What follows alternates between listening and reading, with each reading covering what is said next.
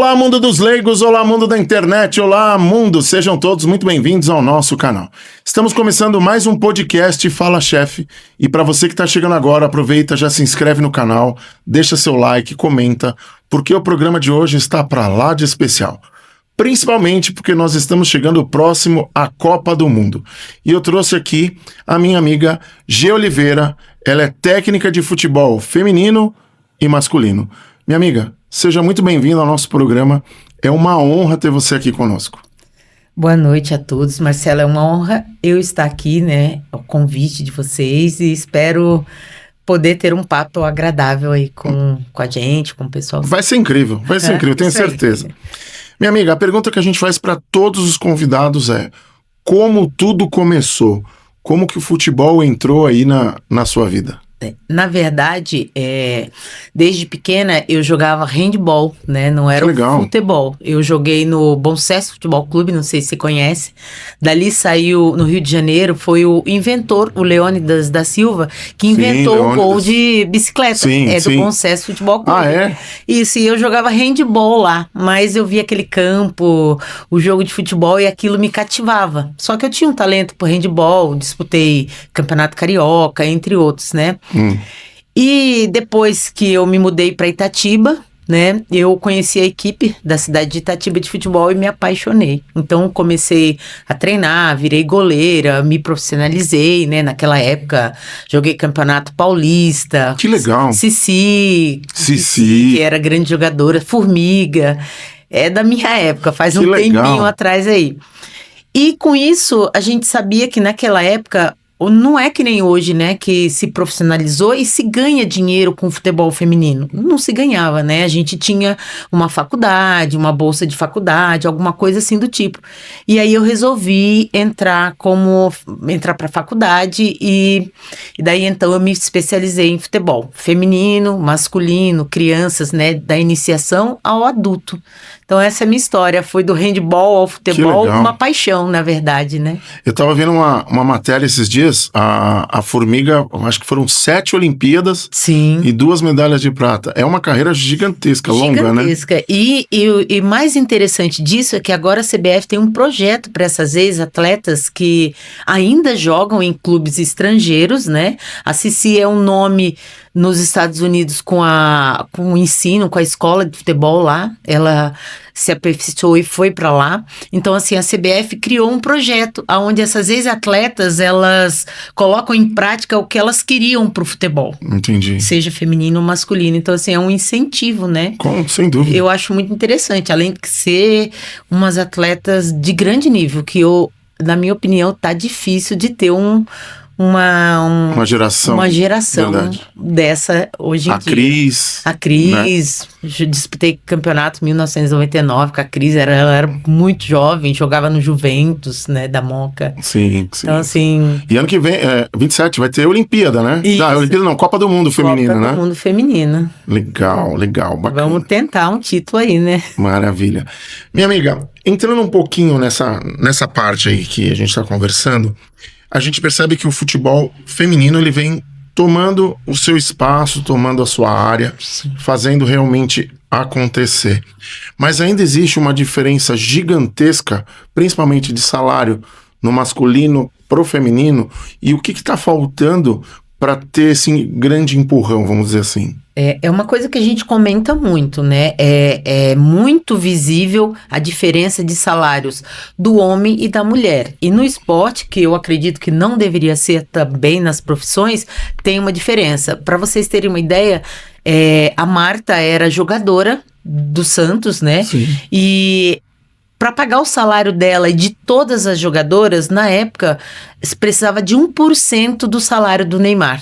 Quando ele jogava. 1%. E ele nem era o Neymar, Nem era o Neymar que ele é hoje, né? E assim... E a diretoria e o próprio Neymar na verdade não ia sair do salário dele, ele ia ceder alguns patrocinadores daquela época que ia dar esse 1% para manter a equipe do Santos.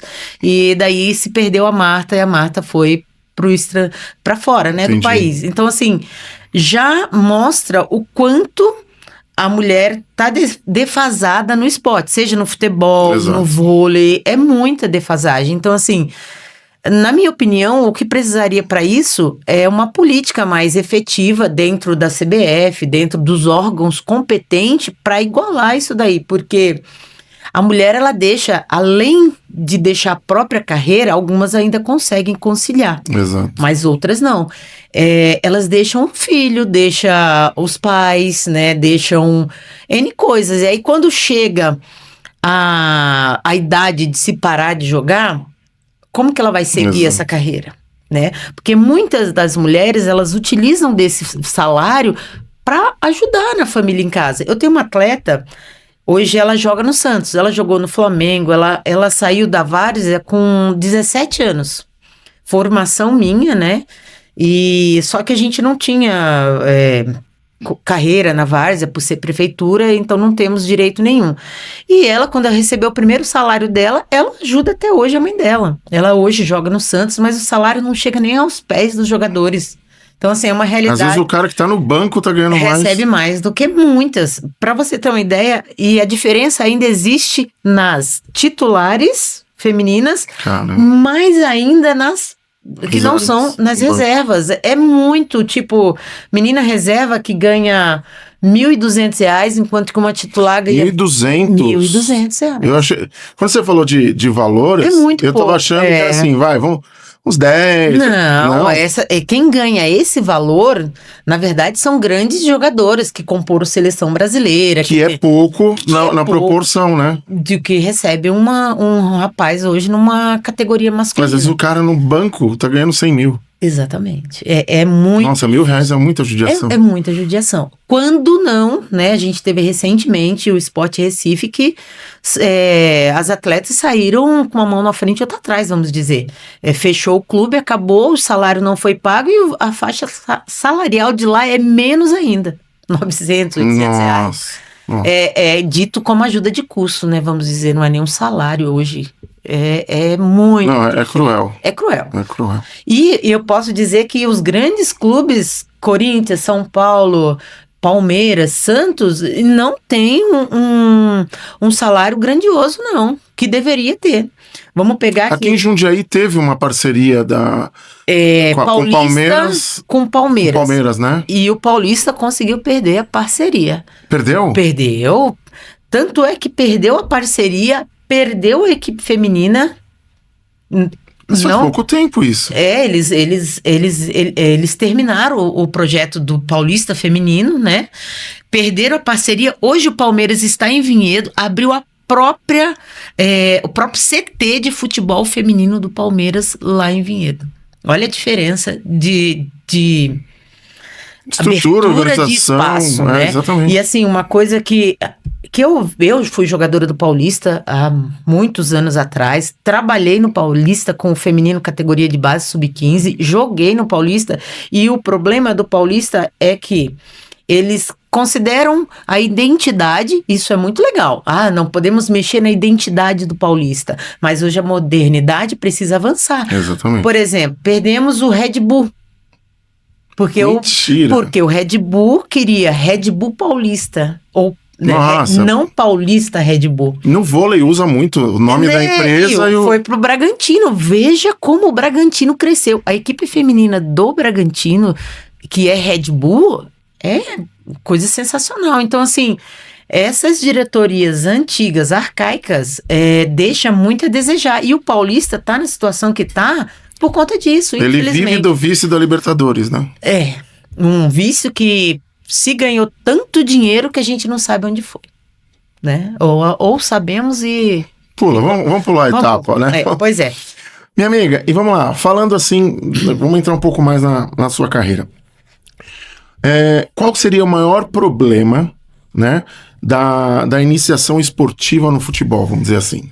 Assim, no meu ver, e eu acredito que muitos profissionais entendem como isso, assim, hoje você entra uma criança numa escola, né, de futebol, vamos dar um exemplo, numa escola, num CT de treinamento, eles visam muito mais a parte do jogo em si, da competição, do que você pegar e ensinar a criança os primeiros passos do futebol.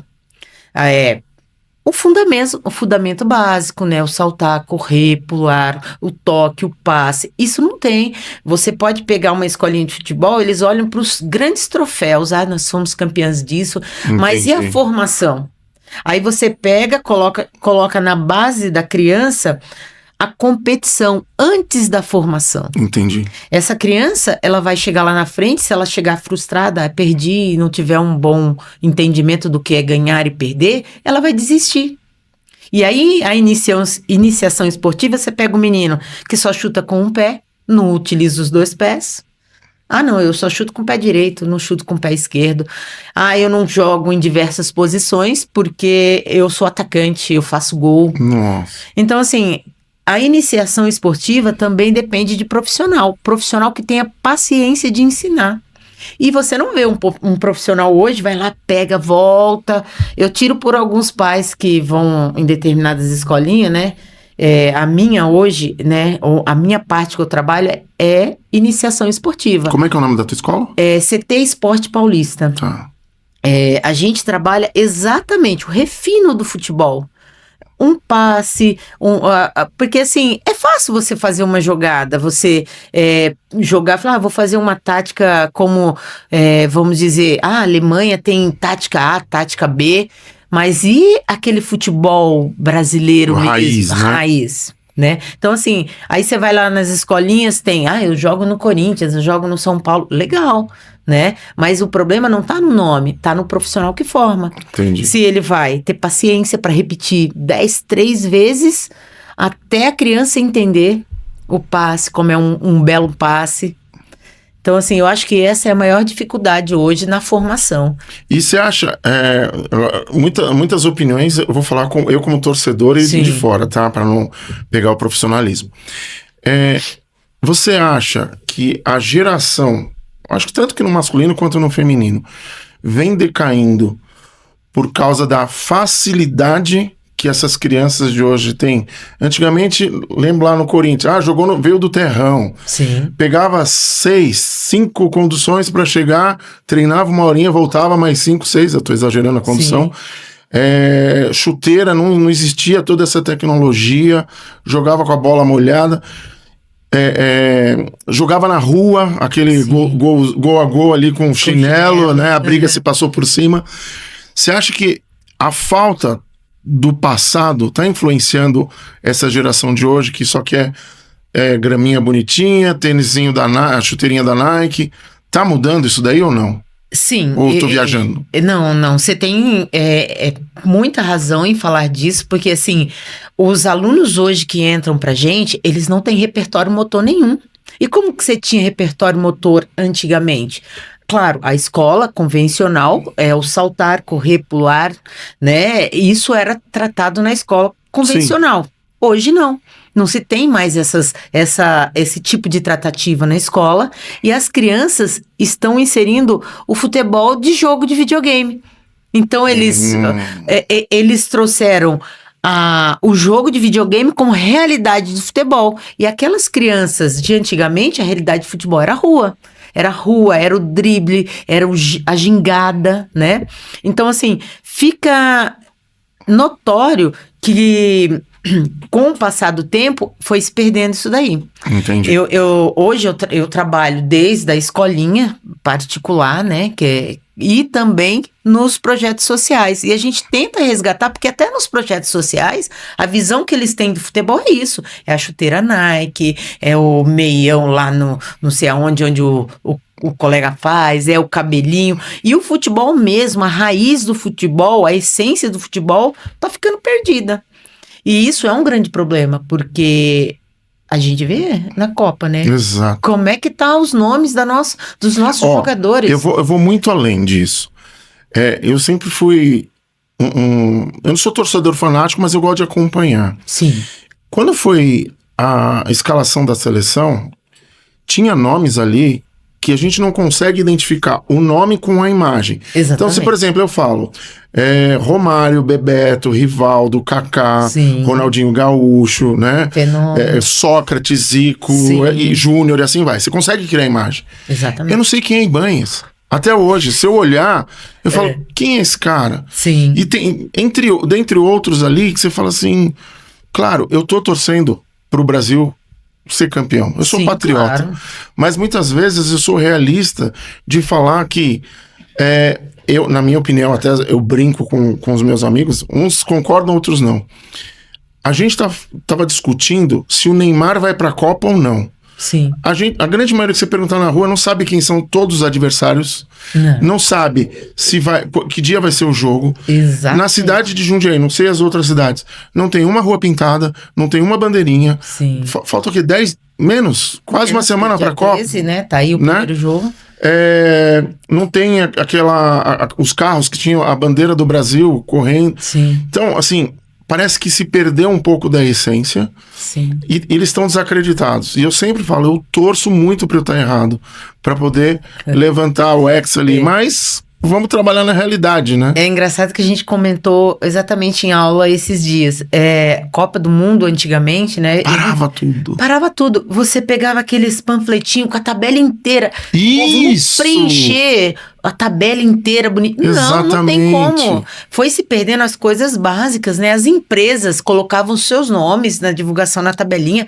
É verdade. Nossa, agora você me lembrou. Fui longe agora. Fora o álbum de fotos, de figurinhas que eram...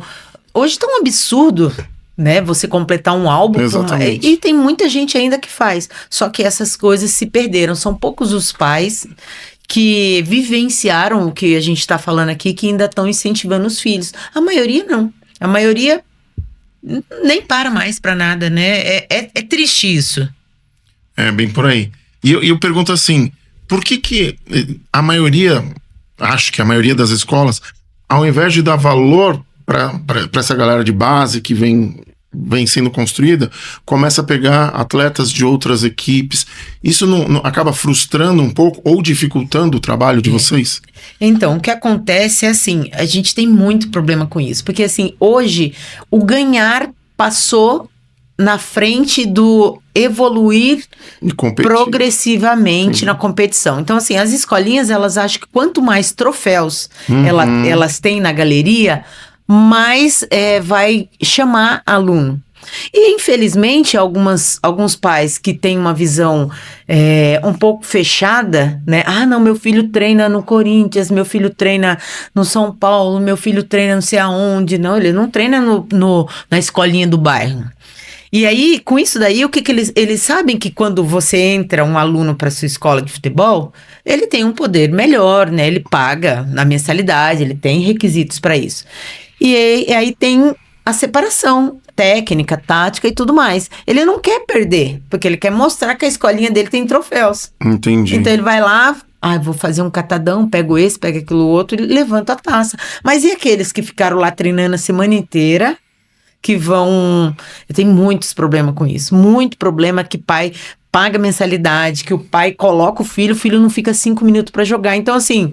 Além de você ganhar, que é gostoso você ganhar, mas a criança, ela tem que ter as duas coisas, as vivências. Ela treinou a semana inteira. Aí quando chegar no dia do jogo, ela vai jogar 5 minutos pro rapazinho lá do outro time, porque não é nem se fosse...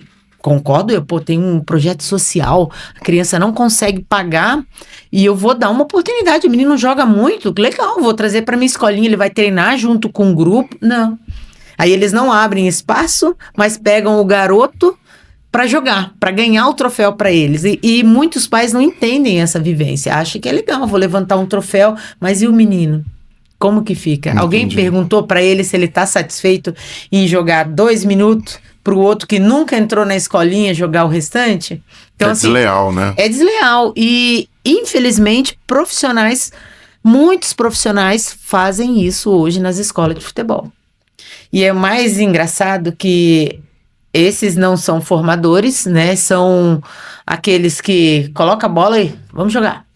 Rachão ali. Rachão. E muita gente valoriza isso, porque acha, a escolinha do meu filho ganhou o campeonato tal, mas o seu filho tá lá na foto, seu filho jogou, porque que adianta você treinar a semana inteira, o mês inteiro, no dia do jogo você ficar sentado no banco? É claro que não vai dar para pôr os 10, né, dentro de um jogo só, mas você vai utilizar daquelas peças que você trabalhou. Eu acho que até para o profissional isso não é legal, porque Pô, eu fiz o que pela criança? Eu ensinei, mas eu não vou dar a oportunidade dele mostrar o que eu ensinei? Então, assim, isso é uma coisa que deveria se pesar muito na categoria de base, na formação do atleta, porque isso ele leva para a vida. Ele pensa assim, bom, eu tô numa equipe de trabalho. Eu não vou dar o meu melhor, porque o meu chefe vai lá e contrata outro melhor que eu. Exato. Eu vou fazer sempre o básico. Exato. Eu sempre falo... Desmotiva, né? Exatamente. Eu sempre falo para os meus pais, o futebol e a escola de futebol, a gente leva tudo que tem nele para a vida. Eu, pelo menos, quando jogava, o meu técnico falava para mim, o que eu te ensino aqui, você vai levar para a vida. Vai ter vivência para a vida. Perfeito. Até porque nem todos vão ser profissionais. Exatamente. Tem que se tornar homens, grandes mulheres, né? Exatamente. E onde você aprende a ter regras, se não no esporte, né? Exato. Hoje a gente não tem mais as escolas que a gente tinha antigamente, que a gente cantava o hino. É verdade. Que a gente... A história do hino nacional no amistoso, pelo amor de Deus. Meu Deus do céu. E ainda foram questionar, né? Você viu que foi que a gente estava falando, que isso, o hino nacional é a coisa mais linda, né? Que pode existir na nacionalidade. Eu fiz um vídeo esses dias, até viralizou. Eu falei que o hino nacional é sagrado. Então, eu tenho uma visão seguinte. Já existe Sim. o hino instrumental. Sim. E existe o hino cantado por vou falar do meu jeito, uma banda. Certo. Ali. Coloca esses dois, não precisa ficar trazendo artista, porque acaba mudando a melodia, acaba mudando o tom. Descaracterizando. Descaracteriza, exatamente. Exatamente. E aí, e assim, a gente não tá falando só do Brasil, nos Estados Unidos tem na Fórmula Indy, em outros países, mas eu acho que tira um pouco da essência, que é o que significa o hino, exatamente. Né? E eu falo isso para os meus alunos, eu falo assim, gente, a gente tem que ter raiz com tudo que a gente faz. Perfeito. Eu chamo os pais, eu converso com eles, eu falo, raiz, coloca na cabecinha de vocês que é raiz. Hoje você pega um aluno, ele pula de galho em galho, ele não tem mais aquela identidade com o clube que ele tá. Quem te oferecer, eu vou te dar um exemplo. Eu disputo a Taça da Favela. Sub-17, meninos de 14 a 17 anos. Tinha gente no grupo pagando pra ver pra onde o menino de 14 anos ia. Você não tem que pagar pra uma criança jogar bola. Ele tem que jogar porque ele gosta, porque ele vai defender a favela, a quebrada dele, como a gente usa. Sim, sim. Não tá perdendo-se. Nossa, eu falei assim, aonde a gente... Mas quem tá errado não são as crianças, porque eles não entendem. Eles estão numa geração que a gente não viveu isso. A geração deles é nova. Então, quem tem que ensinar somos nós. Falou, você quer jogar no meu time? Você vai jogar porque eu vou te dar sim. Se você não tiver uma chuteira, eu vou correr atrás, um patrocinador eu vou te dar. Se você não tiver se alimentado, eu vou te dar, é uma obrigação minha, né? Eu vou fazer o que tá... Mas eu não vou poder te pagar. Vamos pegar o amador hoje. Que identidade os caras têm no amador hoje? Quem pagar mais, eu vou. É difícil, né? E a gente entra voltando um pouco pro profissional baseado no amador. Você fala, eu sou corintiano, mas você fala Rogério Ceni, não tem outro time pra você ver sem ser o São Paulo. Exatamente. A história dele é muito bonita. O Marcos, Palmeiras, e assim vai. Sim. Né? Então, infelizmente, o dinheiro, eu acho que ele tá corrompendo muito a raiz, que é o que você falou ali. Sim. E pegando esse gancho da Taça das Favelas, falando em classe média, baixa ali, sai jogadores dali ou eles estão com esse pensamento, é só o momento? Como é que funciona esse campeonato? Então, é um campeonato de grande visibilidade, né? Agora teve... Tá na Globo, né? Teve as finais, a gente foi finalista o ano passado, né? Foi super bacana. Mas falar em sair é um pouquinho difícil. Por quê? Porque hoje em dia, você pode até ter talento. É raro as equipes que buscam jogadores 100% com talento. Você pode pegar, eu estava visualizando assim, porque os meus alunos perguntam, professor, onde vai ter uma peneira pra gente ir? Então eu vou indicando as peneiras para eles, né? E aí você chega lá, quando o aluno termina e é aprovado, vem alguém e fala assim, viu, você tem patrocinador? Você tem tanto para eu levar teu filho? Ele é muito bom. Onde? Como se a criança não tem nem o que levar ele até o local. É cruel. Porque muitas vezes a gente leva, sabe? Então, assim, aqui de Jundiaí ainda não saiu nenhum talento, mas assim, tem visibilidade. Mas o que vai depender é quem está buscando e como vai buscar esse talento, né? Entendi. Que hoje se procura de uma outra forma, não mais como talento, e sim com alguém que banque pelo clube. O clube não quer bancar mais o atleta.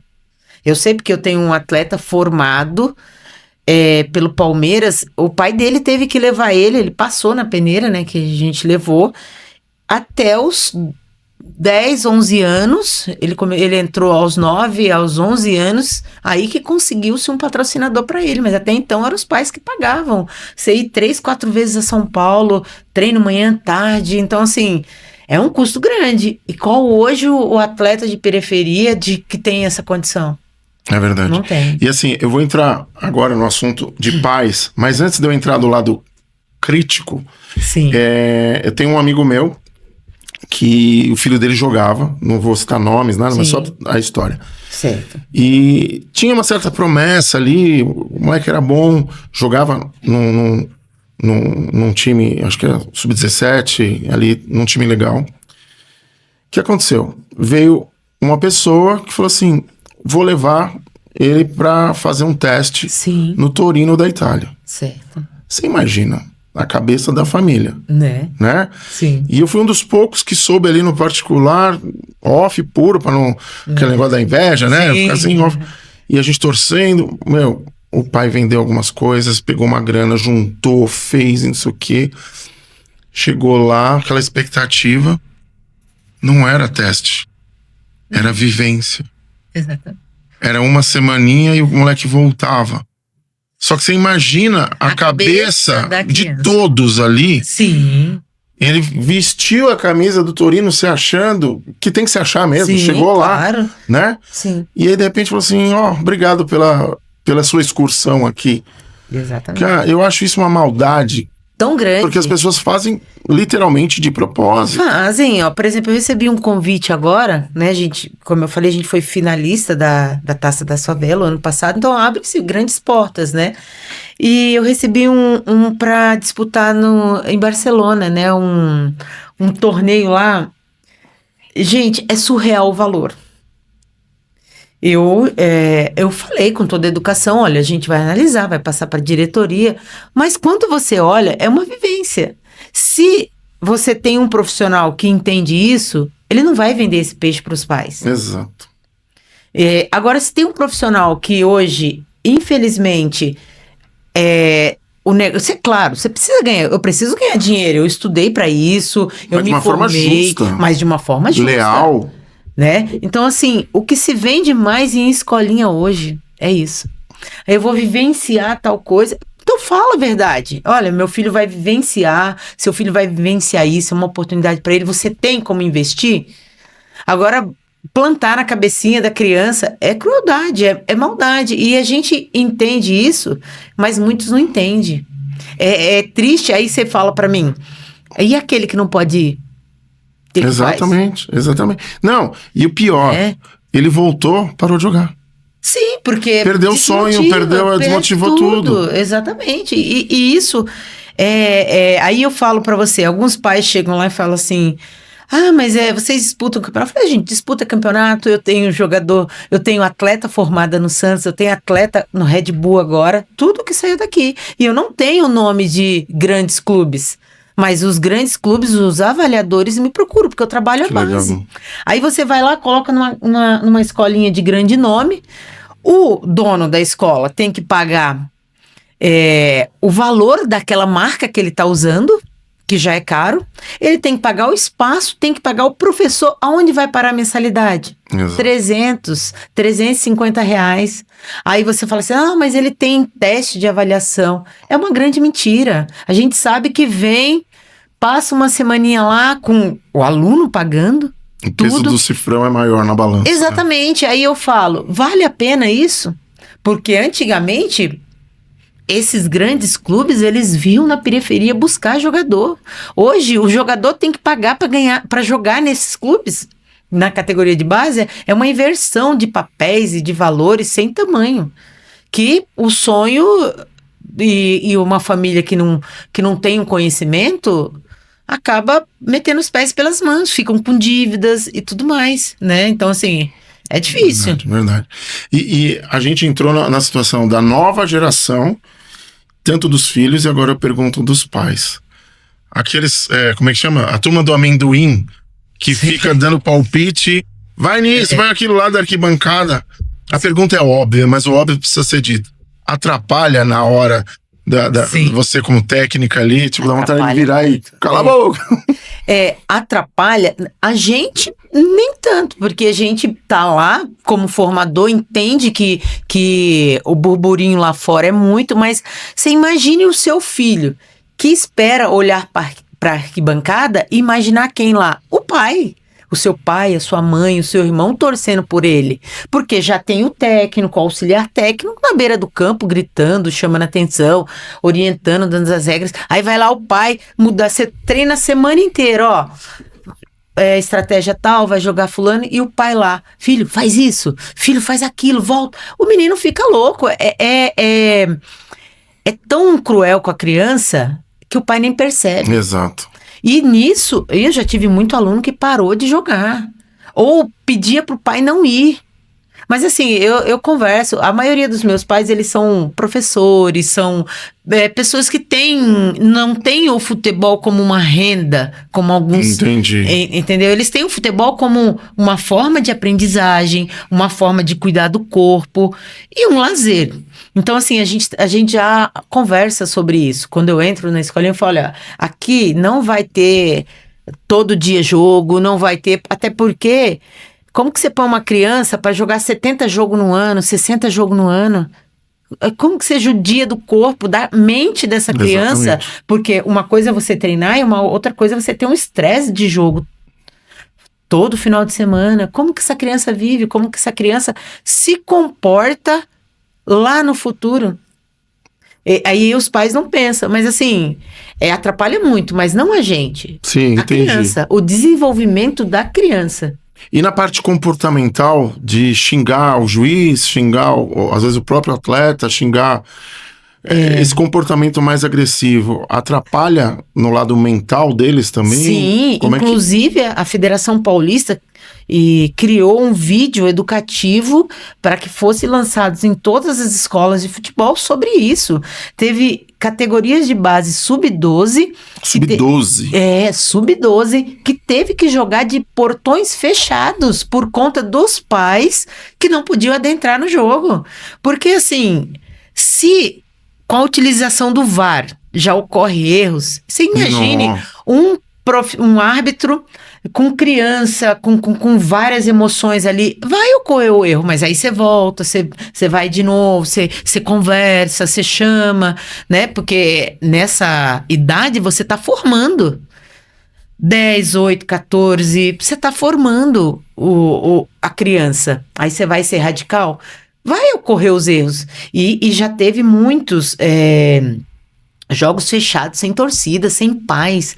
Hoje os clubes, os pais não podem entrar no treinamento dos seus filhos. Categoria menor. Legal. Você vai no Palmeiras, tem um centro de treinamento, o pai deixa a criança... É blindado ali. Não entra mais por causa disso, porque eles ficavam na beira do campo, mudando, o treinador tá passando a estratégia, ele vai lá e muda. É claro que a criança vai ouvir o pai. Lógico. É a referência dele. A probabilidade é maior, claro. Não vai ouvir até porque ele ainda não... Eu costumo dizer que muitos pais perdem a formação de um atleta já no começo. Não é o atleta que deixa de ser o grande jogador, é o pai, porque você concorda comigo que em casa ele não tá do 100% da vida dele, ele não tá 80%, 90% num clube de futebol. Ele tá muito mais vivenciando a casa dele do que o clube. Então, quem é o primeiro formador? É o pai. Como você levanta, como você acorda, o que você come, o ambiente ali. Como você vai chegar no jogo, como você vai cuidar do seu material. E isso é o pai que faz. Se o pai não tem esse entendimento, a criança também não vai ter. A gente pode falar, eu repito 1000 vezes, pessoal, uniforme é para vir no treino. Se um dia vocês entrarem numa empresa, vocês vão receber advertência se vocês chegarem sem uniforme. Perfeito. Então, assim, é o que tem que ser passado, mas eu tenho que cobrar? Eu teria que cobrar isso? Não. Eu teria que ensinar o fundamento do futebol. Mas isso ficou a cargo da gente. Porque os pais, eles são torcedores fanáticos que brigam com o árbitro sem nem saber o porquê e esquecem da essência que é o seu filho. E eu vou te perguntar, pra você citar alguns erros, né, que ocorrem aí na formação infantil. Mas antes disso, eu lembrei de um ponto. Eu trabalhei uma época com vôlei. E aí o vôlei tinha aquela mania da molecada aí com uniforme e chinelo e meia, pra se achar. O moleque esqueceu simplesmente o tênis. Uhum. E aí ficou, eu trabalhava na parte mental, né? Sim. Ficou aquele questionamento, vai jogar, não vai, como vai fazer? Sim. Eu dei a minha opinião e ali eu acho que pesou muito. Sim. Eu falei, ele era o melhor jogador do time. Sim. Se vocês deixarem ele jogar, exatamente, eles vai perder o grupo e ele vai se achar pra caramba. Exatamente. Perde o jogo, pune ele, não escreve ele nem pra ficar no banco. Sim, entendeu? Exatamente. Pra ele ficar na arquibancada.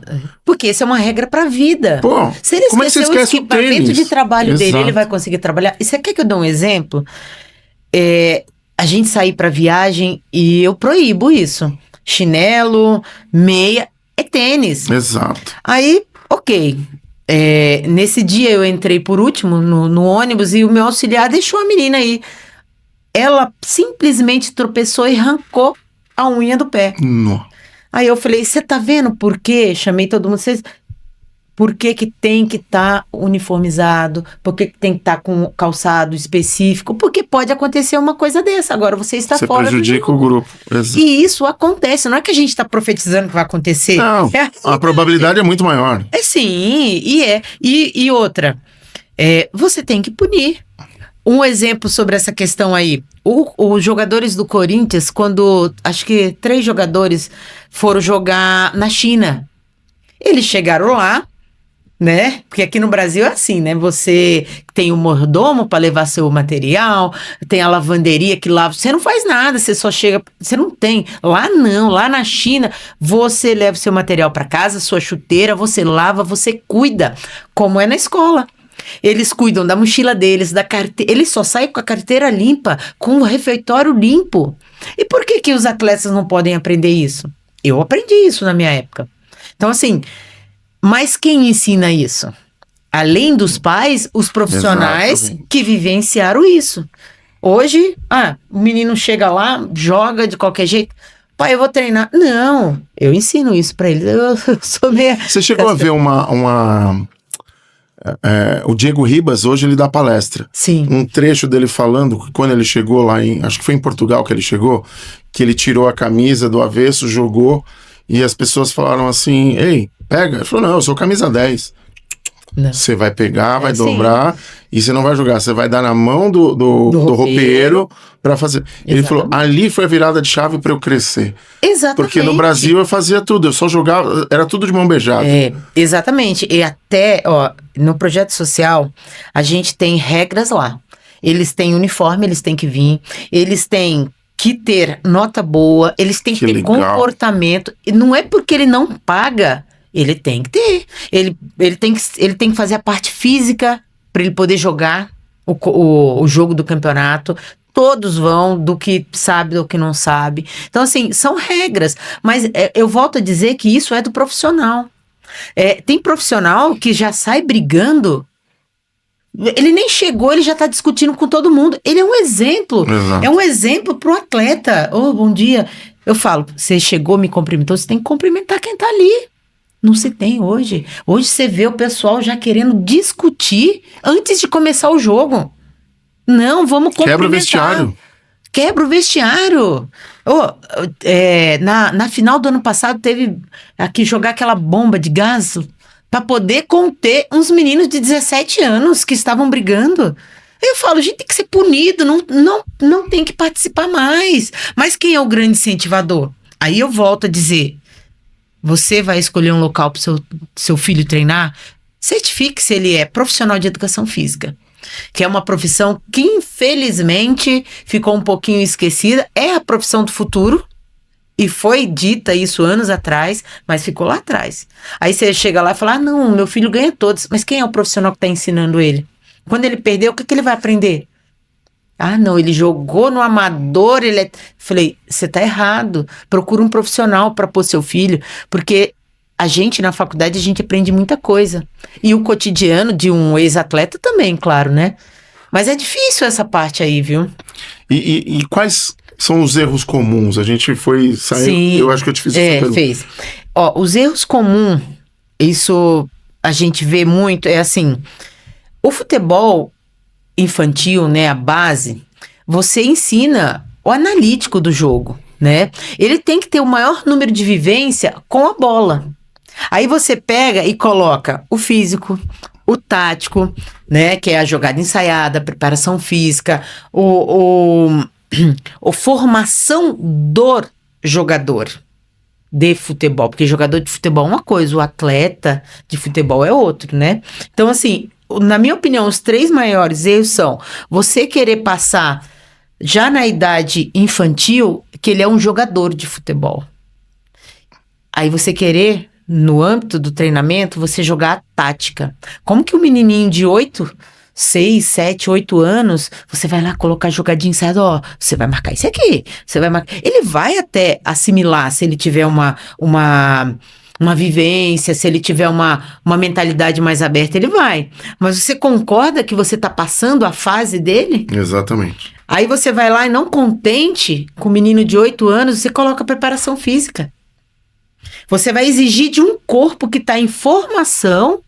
Não está preparado para Não está preparado. Então, assim, você tem... Aí você vai falar assim, não, você é um jogador de futebol.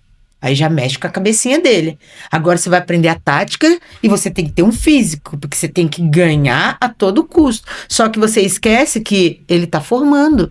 E não aguenta a pressão, né? Exatamente. E eu vou dar um outro exemplo. Eu tinha um aluno, eu dava aula no Porto, né? Que é um Robson, ex-atleta profissional, Portugal, tudo. Olha... Gente maravilhosa.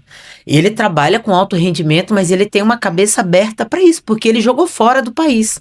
E fora do país, eles conseguem fazer a coisa correta, na idade certinha, tudo. Então, assim, tinha um menino que o pai colocava ele para jogar em 500 clubes. Cada um falava uma coisa. O menino não crescia, não evoluía. Ele trouxe um fisiologista e falou assim, seu filho vai fazer um teste aqui, porque o menino não crescia. Crescia estruturalmente, nem fisicamente. Porque ele tinha, além do treinamento com Robson, ele tinha mais outros 3 lugares que ele treinava. Aí o fisiologista fez todo o trabalho e falou assim, o que seu filho faz? Meu filho faz isso, treina em 3 lugares, depois ele vai para o inglês, depois ele vai para a escola convencional, depois ele vai... Tá, em que momento que ele dorme? Em que momento que ele é criança? Boa. Aí ele falou assim, ele dorme. Ele falou, então, mas quantas horas ele dorme? O senhor não tá preocupado com isso. Você sabe por que ele não cresce? Porque a criança cresce enquanto dorme. É tão básico, né? Mas aí a mentalidade do pai de formar o jogador veio antes da necessidade do menino. Agora, lá atrás, quando saíam aqueles jogadores da periferia, eles brincavam. Exato. Eles faziam malabarismo com a bola, eles encantavam. Aí vai lá um técnico brasileiro, não, vamos copiar os estrangeiros, porque eles têm tática A, tática B, mas eles fizeram as táticas deles para combater a nossa ginga, né? Exato. Porque se eles não tinham a nossa ginga, eles falaram, eu não tenho ginga, então eu vou ter que aprender de outra forma. Aí vai o brasileiro e quer voltar, né? O técnico brasileiro quer jogar as táticas do outro e se perdeu o maior.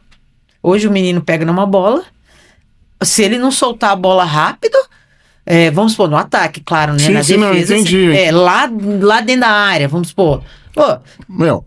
Romário e Ronaldo, cara com goleiro, era gol. Era gol, hoje e era da área pra dentro. Exato. Eu tenho uma atleta, ela é franzina. Se ela pesar 55 quilos é muito. Só que ela não tem força física para bater, né? A mulher já tem um pouquinho menos. Só que ela tem uma habilidade fora do comum. E aí eu conversando com ela falou assim, poxa, eu chego na entrada da área, mas eu não tenho força de chute. Eu falei, mas você sabe o que você tem de diferente de todas essas jogadoras aí? Você tem habilidade. Explosão. Isso, a bola gruda no seu pé e você é magrinha. Então quando você entrar dentro da área e você conseguir costurar como fazia o Pelé, que driblava, faz isso, você vai entrar com bola e tudo dentro do gol. Se procurar depois, você entra lá você vai ver o gol que ela fez. Que legal. E depois ela dá uma entrevista. Você só mudou uma chave, um ajuste. Uma coisinha, porque eu falei pra ela, se você não tem isso, você tem aquilo. Compensa, né? Mas hoje os meninos começam dentro da área, driblar pra chegar e bater no gol, o treinador já grita, ei, eu que te ensinei, toca a bola, faz isso. Às vezes você tá na cara do gol e volta a bola pra trás. Exato. Pra fazer uma jogada ensaiada, e isso a gente vê no Sub-8. Não é muito triste? Pô, demais. É muito demais, triste. Então, assim, essas três coisas, na minha opinião, acabam com o futebol infantil. E eu vou um pouco mais além, né? Olhando de fora. Eu tenho uma frase que eu gosto de usar, que é assim: todo extremo é beira. Exatamente. Porém, vamos pegar o futebol. Eu vou colocar Júnior Baiano. Sim. E eu vou pegar o futebol de hoje, todo mundo. Aquela época de pancada pra valer. Sim. Brasil e Argentina, que era 2-2, mas era 15 galos pra cada um, né?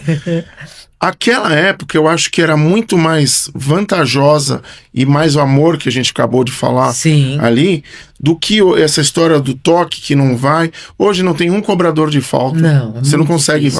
Você não consegue mais ver gol de escanteio com tanta frequência, o cabeceador. Não, exatamente. Os fundamentos, eles se perderam de uma tal forma, por quê? O VAR tá o tempo inteiro ali, foi 1/10 de centímetro, anula o impedimento. Sim. O outro, esses dias, é a minha visão. Sim. 2 jogadores do Corinthians, eu só vou tomar cuidado para falar aqui para não cair o canal. 2 jogadores do Corinthians tomaram cartão vermelho porque fizeram um gesto obsceno que sempre existiu no futebol masculino. Um xingou o outro, toma o cartão. O cara tirou a camisa para comemorar, toma.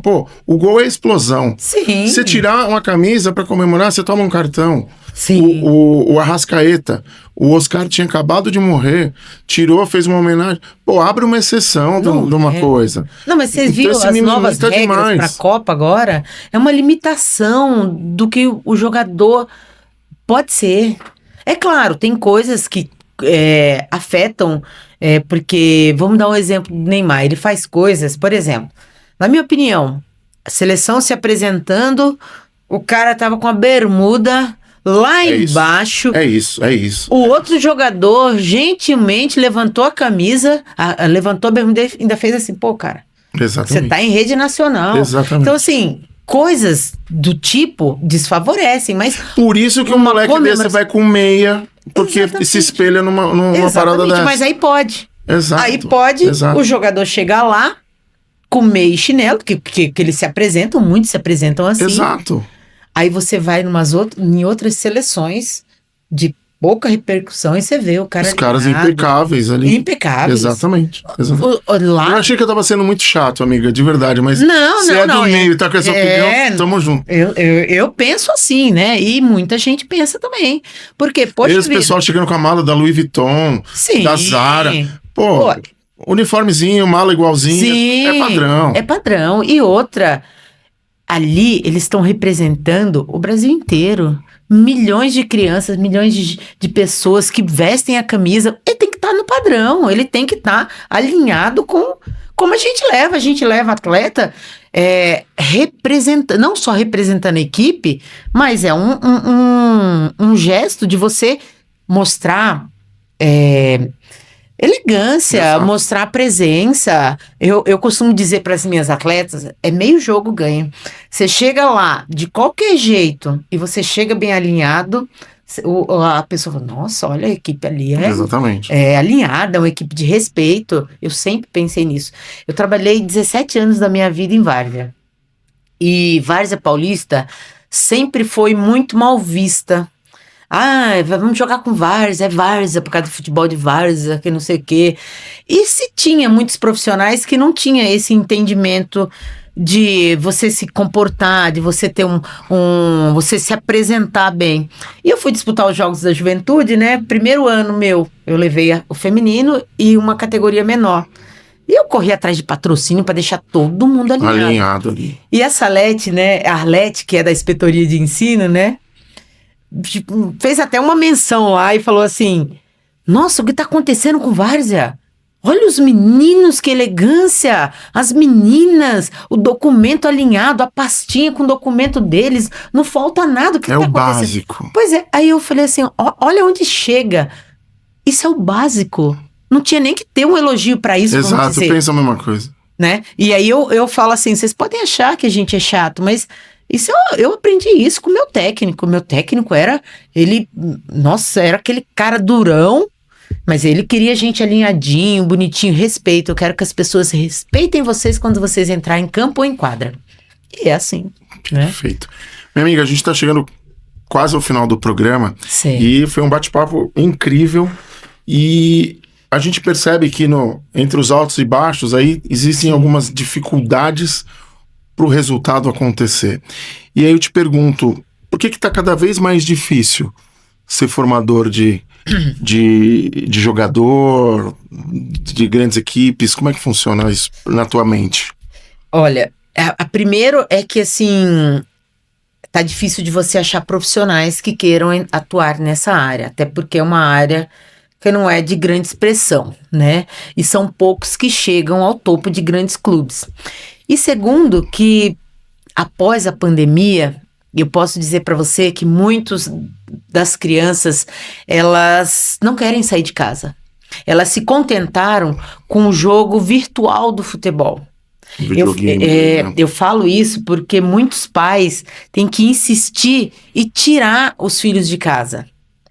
Tem gente que fala, não, mas eu não vou. Aí você tem que ter paciência, você tem que ter entendimento que a criança não tem nada. Ela viveu e está numa época em que não vivenciou o que a gente viveu.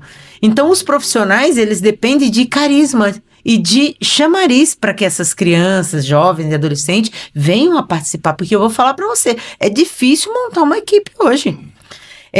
Achar peças. Antes você fazia uma peneira, viu um monte de garoto, hoje não vem.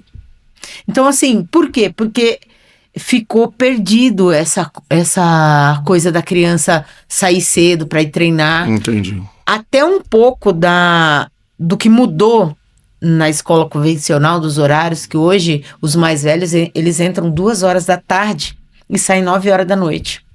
Aí você imagina... Atrapalha o treino.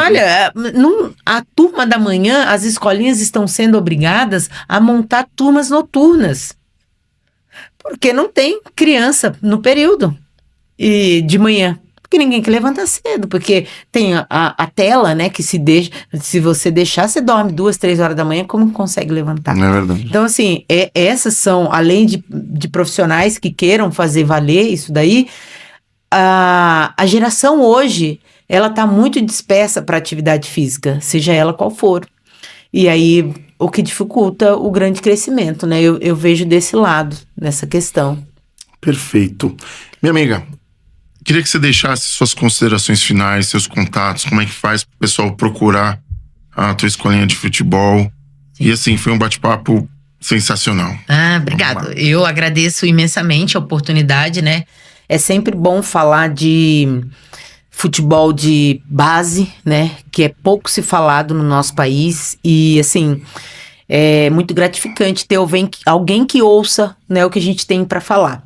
A nossa escolinha, ela fica em Jundiaí, né? Na Estrada Velha para São Paulo, ali Santa Gertrudes, e é o CT Esporte Paulista. Lá a gente trabalha com a base, né, com a formação do atleta, desde do início até se for o caso dele ser um profissional, né, mas respeitando sempre o limite da criança, né. A gente tem o nosso telefone lá, é 11 997-360179. A gente tem as páginas também, né? No Instagram, Facebook, no Google, né?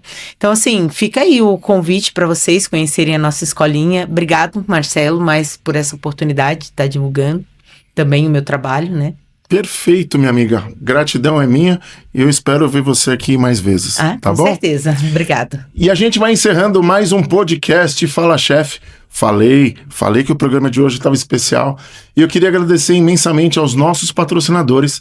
São vocês que apoiam o nosso projeto e fazem com que a gente possa trazer profissionais exemplares assim como a Técnica G. E vamos encerrando com aquela velha frase que toca no meu coração do método Kaizen: hoje melhor do que ontem, amanhã melhor do que hoje. Até o próximo programa. Perfeito, minha amiga, perfeito.